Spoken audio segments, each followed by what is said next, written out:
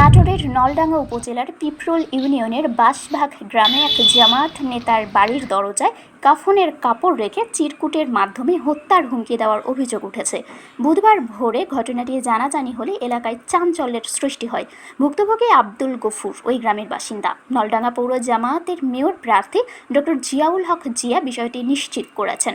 স্থানীয় সূত্রে জানা যায়, ফজরের নামাজ আদায় করে বুধবার ভোরে বাড়িতে ফিরে দরজার সামনে একটি কাফনের কাপড় ও এক টুকরো চিরকুট দেখতে পান আব্দুল গফুর। ধারণা করা হচ্ছে মঙ্গলবার রাতের কোনো এক সময় অজ্ঞাত ব্যক্তি বা ব্যক্তিরা এসব রেখে যায়। চিরকুটে লেখা ছিল, সময় থাকতে ভালো হয়ে যা, পরে আর নাও সময় পেতে পারিস, আল্লাহ ছাড়া বাঁচাবার মতো কেউ নাই, অবস্থা খারাপ হওয়ার আগে ভালো হয়ে যা, আল্লাহ তোকে হেদায়েত দিক, মানুষের ওপর নির্ভরশীলতা বাদ দিয়ে আল্লাহ ভীরু হ।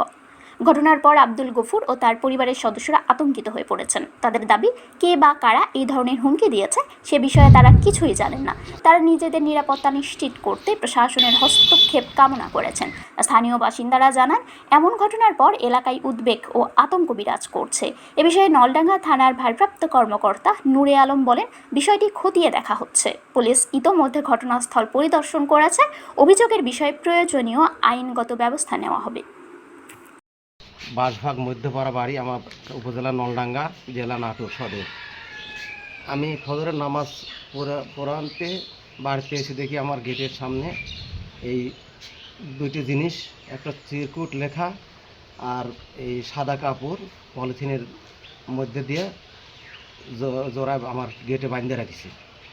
রাখার পর আমি এসে দেখি যে সাদা একটা জিনিস, এই জিনিসটা আমি বের করলাম, করে দেখি যে এই চিরকুটটা পরে দেখি যে কথাটা বললাম এটা আর এই সাদা কাপড়। আমি জনগণকে জানানোর পর মেলা লোকজন উপস্থিত ছিল। এলাকার এগুলা কার্যক্রম চলেছে।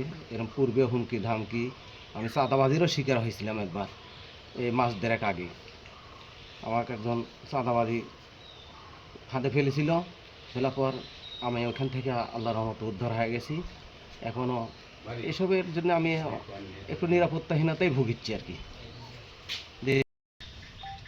আমার এক বিপদের ফেলিতে আমার এর আগেও দিছে, এখনও দিচ্ছে। কে বা কারা রাতের অন্ধকারে আধারে দিয়ে যায়, আমরা পরে সেটা আমরা পাওয়ার পর আমরা ইয়ে করি, টেনশন করি। তো নিরাপত্তার জন্য আমরা ইয়ে চাচ্ছি। শারমিন শিমু, বরেন্দ্র টেলিভিশন।